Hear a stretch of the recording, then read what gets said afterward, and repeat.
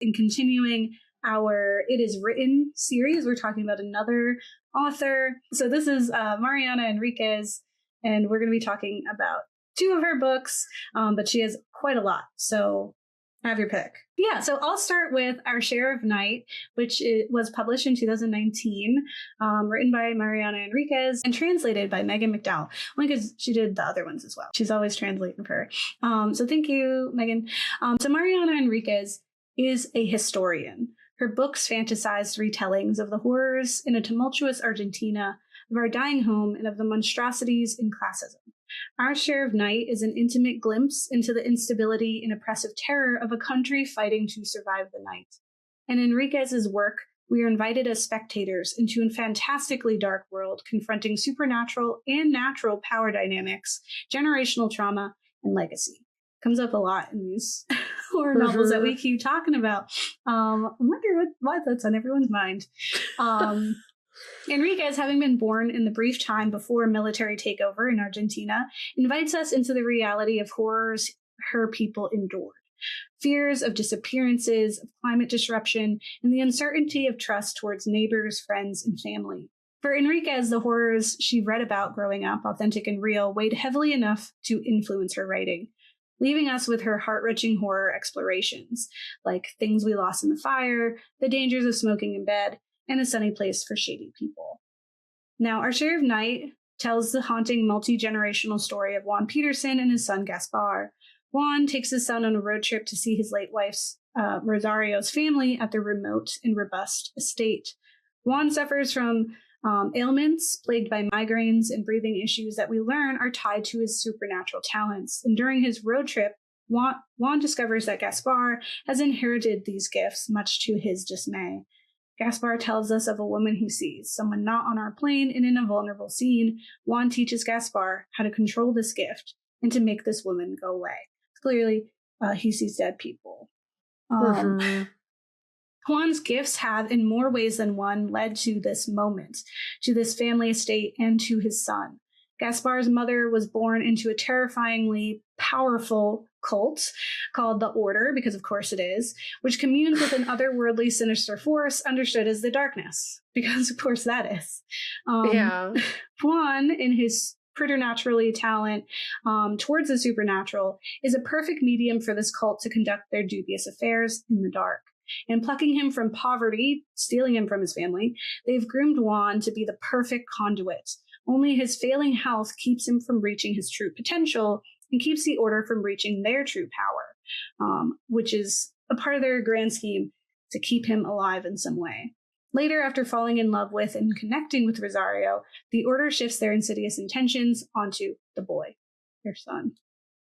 Wanting to keep his son from this fate and from unlocking his powers, Juan steals Gaspar away, and as Gaspar grows, so too does Juan's desperation to control, hide, and protect him. This desperation reflected at first in those moments of education and showing his son how to manage the migraines and shut out the spirits, but this later evolves into violence and isolation. As Juan's health fails, so too does his capacity for patience and compassion. Later, we see the world through Gaspar's eyes, his coming of age shadowed by secrets, grief, and an inheritance of gloom. Gaspar, no longer able to run from his fate, must confront the ever-growing force of the aristocratic order. The novel switches points of view, even offering us a glimpse into Rosario's world, his mother, shifting our understanding of her role in the cult and the circumstances that led to her untimely death. Our Share of Night is truly horrific and terrifying, has limbs stolen by the darkness, little girls go missing in haunted homes, poor children are kept in cages, and murderers come through planes of existence to inflict violence. No one is safe in Enriquez's fantastical horror world, and it feels like a loud imitation of our own, less than magical horrors. Our Share of Night is a challenging read, and I mean that as an invitation. Nearing 600 pages, like we said, it is a hefty tale that switches narrators, jumps through time and space, and plants you firmly in the middle of Enriquez's dark world. It is a confrontation of our ideals and understandings of the world. And told through many horror subgenres, there's cosmic, body, supernatural, occult, and even slasher, Enriquez gives us a history lesson of great depth and pain. In a reality where real people disappeared in the dead of night under the shadow of a dictatorship, the novel's darkness feels like a natural answer. With over 30,000 people murdered and disappeared during the reign of the military junta from 1976 to 1983, there was a horror felt by the entire country. The novel bookends time around the Dirty War, exploring Gaspar's parents in the 1960s through to his own life in the 90s. Like Enriquez, much of Gaspar's life is under the shadow of the junta. When the darkness abducts children, consumes entire people, and allows passage through its twisted world for murderous men, it's a haunting but fantastical horror. When real people went missing and activists were murdered, it too happened in the quiet darkness, as part of Operation Condor, a criminal conspiracy to forcibly disappear people led by a CIA-assisted Argentine military. It's easy to understand how a mind can reshape the news stories into something otherworldly.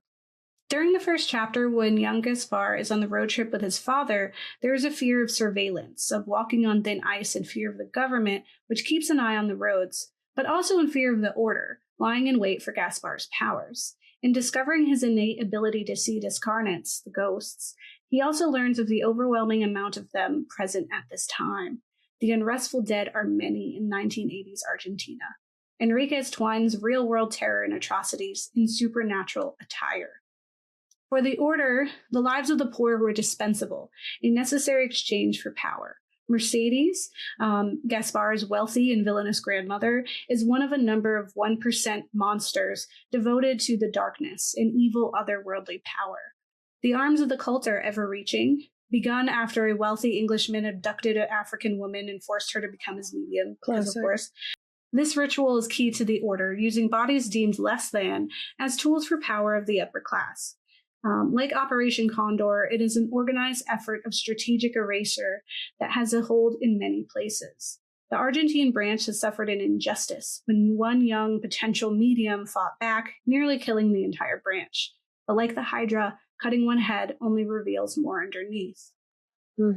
Reading this story today, not in 2019, feels extra jarring with the release of the Epstein files. Sorry.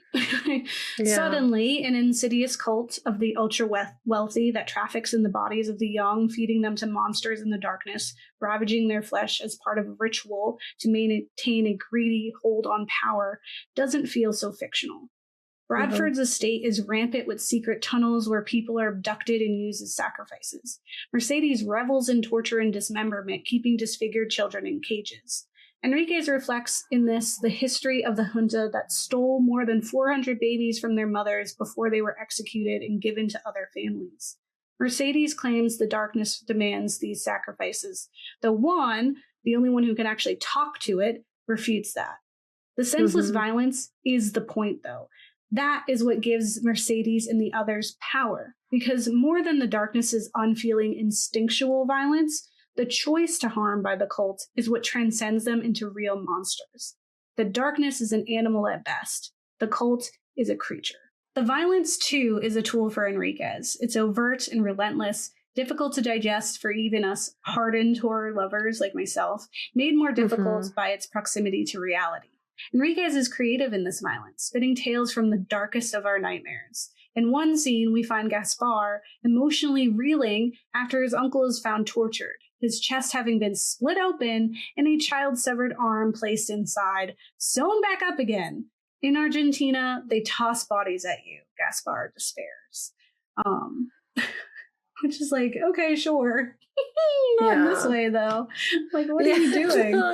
I remember when I read that, I texted you and I was like, the arm is where? I was, ugh. And I'll be so real, a lot of the lead up was not, it was horrific, but it puts you so in with that character and you're you're just this guy's taking care of it. And you're just what do you mean? It better not be it was a whole thing. It was so emotional. Because it really is Gaspar can't catch a break at that point. He just he's finally kind of able to be a kid and be loved and not be always on edge with this father figure who's unknown. We don't know why he's so sensitive, why he's so angry, and all that. And so he finally gets to be a kid, and he's getting a little bit of normalcy. And they're well, Yeah. Don't get too comfortable. Ugh. Let's do this horrible thing. Yeah. So that's one scene. And that's just like to really trigger warning for you how brutal the book can be. Yeah. Mm-hmm. In another, a scene of confusion and terror as a murderer descends upon a group of friends, slashing through them, seemingly coming from thin air and disappearing back into it after the violence has ended. And in every scene in which the darkness eats through people, disappearing them limb by limb through their excruciating cries, Enriquez wants us to never know peace, to not feel safe, to know what it means to live in that darkness of uncertainty and fear. Readers must travel through the other place, where the darkness lives, access through special doors seen by few, and rarely do they find their way back out, and certainly not in one piece, like whether that's physically or emotionally. The other place is outfitted like a serial killer plane of trophies. The darkness designing his land in a twisted feng shui. Humans grasp trees and torsos are stacked upon each other. Later, a journalist, Olga Gallardo, in the novel, reports on an unmarked mass gravesite near the estate where they uncover the remains of roughly 30 people. We're seeing a lot of graphic stuff, right? Mm-hmm. Writer Elizabeth Gonzalez James, in an article titled "They Toss Bodies at You" on Mariana Enriquez's Our Share of Night, for the Los Angeles Review of Books, unpacks the parallels of Enriquez's horrifying places with her reality, saying, "The government is slow to clean and identify the bodies. Meanwhile, the relatives of the disappeared gather in a nearby town to wait, always to wait and hope for an answer. There are obvious parallels between The Pit and The Other Place, both collections of dismembered pieces where human lives are reduced to a femur, a mandible. Paragraphs of this section could have been lifted from a newspaper. Enriquez has to ask little of her readers' imagination here. In Argentina, they toss bodies at you. The violence of Our Share of Night is excessive and unrelenting, and that's entirely the point. After a history of murder, abductions, and civil unrest in silence, darkness, and in disguise, Enriquez wants to bring it out into the open, into the light. And as Gonzalez James goes on to say in that article, perhaps in meditating over the torsos, the eyelids, the filed teeth, the bottomless pit of cruelty that lives inside some people, and the bodies that lie at their feet, Enriquez is shining a light on each femur, each mandible, bringing it out of the place where it was tossed and forgotten, bestowing dignity on the disregarded. And even with all these words, I've barely made a dent on the themes explored in this hefty novel. Through Gaspar, we experience the passing down of generational trauma, but also the fight to come through the other side and heal from it. Through Juan, we see the continual failing of parents, the conflict of abuse and love, and even get a glimpse into complicated queer identities and a bit of the horrors around the AIDS crisis as well. Our Share of Night is a challenging, lengthy read that leaves a lasting impression. As someone who knows little of Argentina's history, Enriquez has inspired me to learn more. Our Share of Night, A Sunny Place for Shitty People, and Samantha Schweblin's Fever Dream have me going down a rabbit hole. I hope they inspire you to do the same. So that was Our Share of Night. I also want to cover Somebody is Walking on Your Grave, which was released in 2025. Because this book is the impetus for this episode. We had originally intended to interview Enriquez, but we were unable to do so. Still, this book introduced me to her work and inspired me to read more. And so I've since read Our Share of Night, which we explore in this episode, Sunny Place for Shitty People, and again, I own Dangers of Smoking in Bed, which I plan to read. But I also want to read Things We Lost in the Fire. Somebody Who's Walking on Your Grave is what Joe Hill called a grave log, a cemetery travel log. Through Enriquez's personal stories of travel, readers are given a tour of the world's famous cemeteries. But more than that, we're giving bites of history too. What better way to learn about a place through its dead? In the ways we honor or dishonor them, where they are, and how they're preserved. So Somebody Who's Walking on Your Grave is a peculiar memoir dressed as a cemetery travel guide. Enriquez offers us a glimpse into famous and interesting cemeteries around the world. She paints vivid pictures, her physical descriptions like tours through the rows. Readers travel through time and space to walk beside her during various stages of her life. Featuring 21 cemeteries, Enriquez effortlessly weaves her life experiences with the history of land, often lingering on the real-world atrocities that occurred there, staining the soil. She bounces from in-depth historical retellings to her personal journeys. In one chapter, she falls in love. A quick, unconventional summer love, we find ourselves trapped in youth, her emotions heightened and sensitive. Her date is tied to this cemetery she desperately wanted to see. In others, she and her Rockstar friends travel to highly patrolled cemeteries in the darkness, only to be shooed away by local law enforcement. She finds refuge in the homes of acquaintances who become as much part of the story as the stones. She is fascinated by cemetery architecture, and so too am I when Enriquez shares them with me. It is an education on angels, folklore, and culture. And she has one whole thing about like this like eroticization of like angels in like cemetery architecture. And it's just like a really interesting portray, and just like how they're always like the way that they're dressed and the way that they're featured and who they're supposed to be overlooking. Like that's really interesting. Like the architecture alone is worth like. I mean, you sold me on the book from what you said so far. I haven't read it yet, and I'm like, it sounds very interesting. Because it is like you get those little glimpses of her life, but you also get history because we learn. That would have helped in my section if I read that book. Oh well. Sorry, you would have learned so much about her. I know. It's okay. It's okay. I think like it's still like very focused on like history and culture, and then it's like little dabbles of her. It made like she seems really cool. I wish I was as brave. No, absolutely. was as brave and well traveled as she is. We learn of each place's intricacies. In New Orleans, everyone is buried above ground due to flooding risks. End up above ground, which is where they shouldn't be. The most beautiful cemetery in the world is in Chile. And in this chapter, we're offered an extensive history lesson on the atrocities committed against the indigenous people who lived there. So it's like, here's the most beautiful cemetery. Also, here is like the mass unaliving and like genocide of indigenous people. In the chapter. That's like, it's heavy. On a tiny island in Argentina where the lights go out for 6 hours each night, there's a cemetery with crooked crosses. And it's like, why are they crooked? And they're like, it's the mold, but it's not. And it like talks about it's a tiny little island. No one dies there. In another Argentine cemetery, the cemetery is bright white and barren, slowly crumbling and being taken apart after a rerouting of water systems caused flooding and erosion.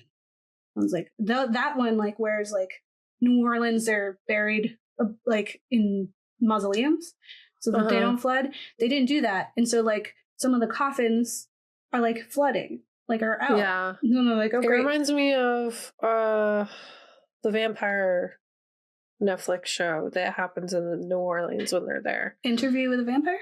Yeah, like the bodies flood out, and that's like part of how they get caught. Yeah, you know? She also talks about that. She talks about Anne Rice in New Orleans. Talks about my favorite, like some of my favorite cemeteries that I've wanted to see. Yeah. But it's I'll go with you. Let's go tour some cemeteries. I'm telling, like, I thought I was the only like dark tourist, you know? Yeah. And while the cemeteries themselves are interesting, it's Enriquez's exploration of people alive and departed around these spaces that captured me. In one chapter, an artist creates memorials with discarded waste to honor those lost. Like he has these big art installations, and he's like houseless, but he's famous as this like almost like graffiti artist in a way. And he had this one whole shrine to like his mother, and it like exists. Like they knew him. Like it was so cool. In another, we learn of folklore around children's graves. One of my favorites was a boy who was afraid of the dark, and so he kept escaping his grave at night. Like his body just kept coming out of the grave. And then this is obviously not real, but only resting when they moved his casket above ground. Yeah, but it's like you're still in the dark though. Yeah. But, you know, stuff like that. I hear you. In another children's cemetery, Enriquez writes that it looks more like a memorial than anything else. At least I don't see any gravestones. It's in a corner watched over by the statue of a grieving mother on a bench. And on the wall, hanging from the trees and scattered over the grounds, there are pendants of plants and sea animals, white hearts inscribed with names like Alexander and Nita, toy balls and cars, pillows, rattles, a cemetery of baby objects, branches decorated with colored ribbons, and photos like Christmas presents and ornaments. And in Peru, they refer to the children's cemetery as the kindergarten. You know, in her chapter on Mexico, she spends time with their relationship to death through the practice of Dia de la Muerte, Day of the Dead, citing art critic Luis Cardoza y Aragon, saying, "Death is a universal theme of human expression. Yet for this culture, death is not something feared, it's expected. And there's a relationship with death that is tender, familiar, and respectful. Enriquez is thrilled and obsessed with this festival and belief, and that excitement leaches out of the pages. Enriquez shares her fascination, though hers is always one of awe, understanding, and respect, by the fanaticism of these cemeteries leads to them being closed off, moved, or forever changed. She weaves her personal journey, lived experiences with the history of the land, lives lost, and of modern-day obsession. Movies that forced the closure of cemeteries either through the fandom of it or for religious reasons. Like, I can't remember which cemetery it was, but they filmed like these kind of debaucherous scenes. I want to say it was like Italy or something. And the cemetery was like, oh, we're Catholic. We can't do that. And so they like shut it down. No one's allowed in there now. And then of course there's like in Savannah, Georgia, there's a really famous cemetery that is covered in a book, The Garden of Good and Evil. And there's a movie that was adapted from it. And so then there was this a girl, I think she's called the Bird Girl. My mom is obsessed with her. And she's a statue, and she's like this little girl. She's this girl statue. I don't know why, but people were obsessed with her. So now they moved her. They had to move the statue of her from the cemetery because people were crazy. So now you have to like look at her from afar, and then it's like, what does it mean anymore?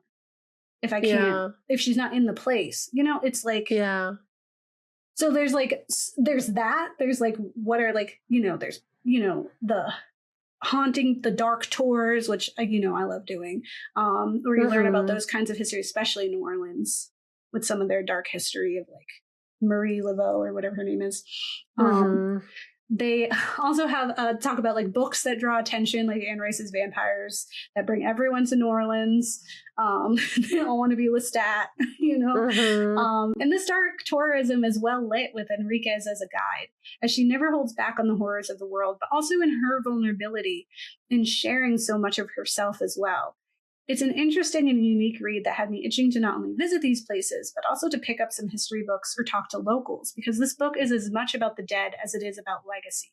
After all, as Enriquez says, every country is one big graveyard, but we are here to die, and, if we're lucky, to be buried by the living, to have a grave. No, that book sounds super interesting. I have so many things highlighted. You would really love it. I found it so interesting with the series so far in the books that I've chosen and assigned for us, because, I think like we have like true horror, and then we have ones that are like way more tied to like history. And I will say, I feel like Our Share of Night can very easily be lumped in there with like Saarland and Reformatory, in that they're like very overt in its connection to that. But I think like the like going from fantastical realism to more real, like historical nature of it is like where we differ. And so I think it's funny because it's like, I think A Share of Night is one that really speaks to me as a reader, because those are the genres that I like. But then Somebody Is Walking on Your Grave is like perfect for you. They're really those parts where she's like, oh, by the way, here's what happened to the people who lived here. And here's like the people who bought up the land. And then like, she just has like intense conversations also about like safety in places that are no longer accessible and why. And then also herself, like she seems so freaking cool. I'm like so sad that we didn't get to like interview her, because I'm like honestly, she's too cool in a lot of ways. So I just like, and I want to read more of her stuff, and I hope that if you are interested in reading her stuff, that you're also motivated to learn more about some of the things that have happened in Argentina that clearly have affected her life, but also the lives of so many, that entire country. Yeah. No, for like, it's, I will say, I definitely like probably agree. I probably would really love the Cemetery book, but I was really surprised by how much I enjoyed Our Share of the Night, because I remember you were like, it's really long, and it's like, if you want to like pivot and read the short story instead, I was like, no, I'm already invested. Like I read like the first chapter, and I was like, I need to know what happens to Gaspar. I love this little kid, and I need to know what happens to him. And it's a rough journey, but like I was invested immediately, because I remember I was like on my bike, and I was like listening to it and you were texting me and you're like, if you want to switch, it's fine. And I was like, no, I've gone too far. I'm too far in.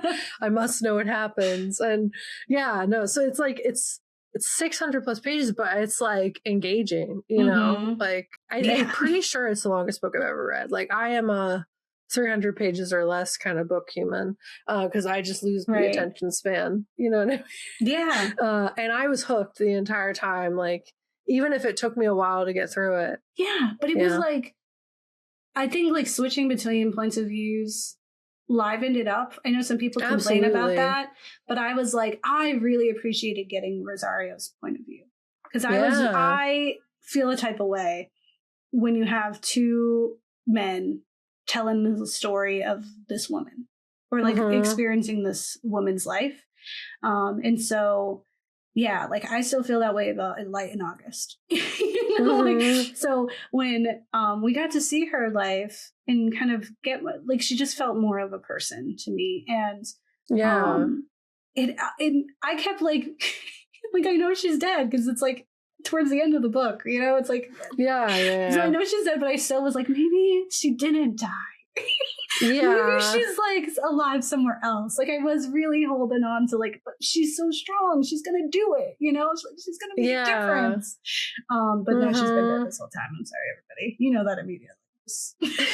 FYI. Yeah, and I mean, I feel like that's just like the power of the book too, because it's like there was no character that didn't really get more depth. Like you really got to like there's some, I guess, but like you really get to understand everybody and like feel a level of empathy. And even if you don't like them, you're like, I at least, even if I hate you, understand how we got here. And I feel like that's something that's missing from like real life some of the time. It's like sometimes it's just like there's no good reason why. Like it's just messed up, or people are just, and you're like, why are you like this? And you don't get to know. You know, so it was nice to like, even the worst character that you're like, I wish harm upon this character, and they get it, I guess, but like still, you're like, okay, I at least kind of see like you were trying to do something, even if it was the worst thing, for a reason other than just to be the worst, so even like Juan, like who's interesting. Like, you know, there are moments where you feel for him, and there's others where I'm like, bruh, like what? Oh yeah. Sir. Like, what are we doing? But there's something about him being able to see the dead and never being able to see his wife, and like all of the weight of that, like, because he wants to, and he also doesn't want to, because it means different things to him. But that's crazy. Like that's a weight, right? Like what a curse to have to live. Like the one thing, like the one blessing of said curse would be that they wouldn't be gone, and then you don't even get that. Ugh. Right. Yeah. So he just never had a chance, you know, like, no, he was tragic the whole time. And it's kind of like the whole, my mom was just a girl trying to do her best. And usually it's like, I hate that guy. Where you got to like, at least like, get Juan the was same just a boy. Nuance and depth to his character, where you're like, wow, I don't forgive you, but I at least understand that you were doing your version of the best, even though it was awful. Yeah. I mean, you know, he just didn't know any better. You know, like he never had a good. No. Everything was complicated with him.